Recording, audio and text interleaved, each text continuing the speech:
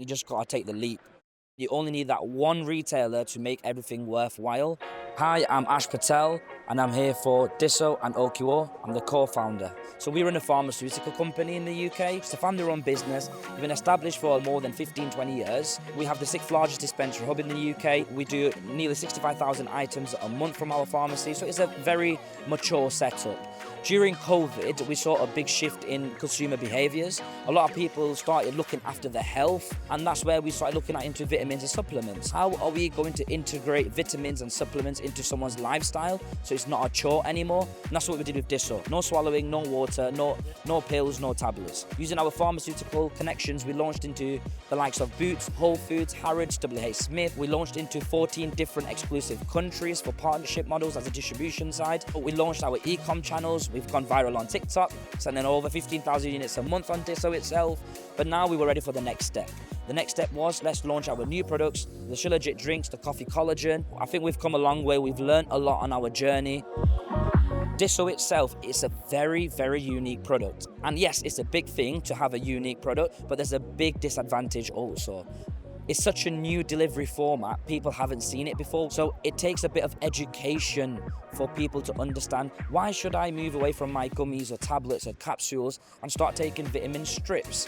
And that's why there's a lot of education that has to go on, and that involves marketing.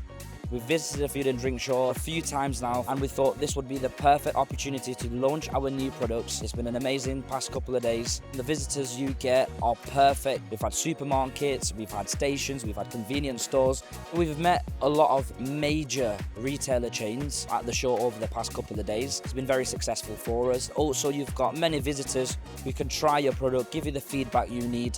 We've had opportunities to be on the stage, and that was very successful for us, picking up a few buyers. We wanted to be very unique, so we brought a live singer on stage, and then we came on and we took the dragons, by shot, and it was a success. When you walk around the Food and Drink show, you notice there are mammoth brands here, and there's a reason why they are prioritizing this show. They want to show their brand awareness, and that's why it attracts many buyers and many retailers to come to the show and find a potential product which will boom in their stores, and that's what we want also. We want a product to get into them stores, so it's the perfect fit.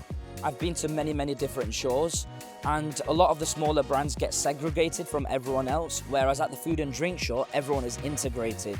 So even if you're a smaller brand, you get the same opportunities like the larger brands because it's all mixed in terms of location, so it's equal fair opportunities for everyone, which is what I love, really. So I would highly, highly recommend someone to come up. I know there's a lot of smaller brands out there who would think to themselves, am I ready to invest that money into a show like this? Do I need to wait a couple of years? But I think you just gotta take the leap. You only need that one retailer to make everything worthwhile. The amount of brand awareness you'll get from shows like this is amazing. A lot of people would say, how can you compare meeting someone in person compared to a social media advertisement? The difference there is you can show your passion to that person, that visitor or that retailer.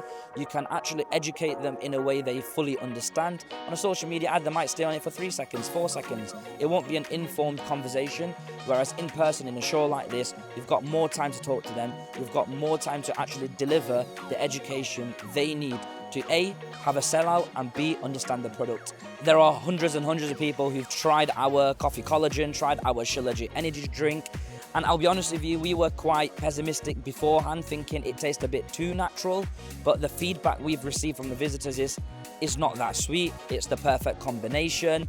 Even the price mark, we were quite, pessimistic about, okay, that £2 price mark might be a bit too much for a can of drink, but from feedback we've received from retailers and visitors that price mark does work. So it's given us confidence, and now we are optimistic that the product will work and it will be a success just like Diso was.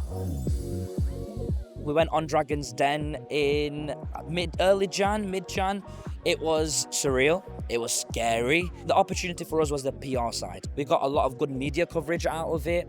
Yes, we didn't get the investment, but it's actually excelled our brands to different levels. It's helped with recognition, and taking it a step further, you take a few of the clips, put it on the social medias, and it absolutely returns sales. And that's what's happened to us. We've blown up, and that's helped us on TikTok, also on other platforms. So yeah, we're happy. It's part of the journey. You live and learn, and we went there, we did ourselves proud, and all I can say is I'm a celebrity now. For entrepreneurs looking to get into this food and wellness space, it's very important to look at your product. There's three main aspects you need to look at. Does your product look good? Does it taste good? And does it do good? You have to always have the vision for your long-term journey. You have to be patient. You can't underestimate brand awareness. So at the Food and Drink Show, it's been absolutely amazing. Everything is vibrant, and that makes a big difference to me, because when things are vibrant, it matches our lifestyle brand. Everyone's happy, visitors, the retailers, they're walking around and you see the potential. The Food and Drink Show, I would recommend it to smaller businesses, mid-sized enterprises, and also the larger enterprises. So we have got a few things in the pipeline. We've already launched a few of our products. What we want to do is we want to expand vertically initially, and then when we see success, we will then accelerate that growth. We're very excited for the future. There's over 150 formulations we can launch on the Diso range. Let's bring new flavors out. Let's do brand deals with other companies, collaborations. Just stay tuned for what we bring to the table.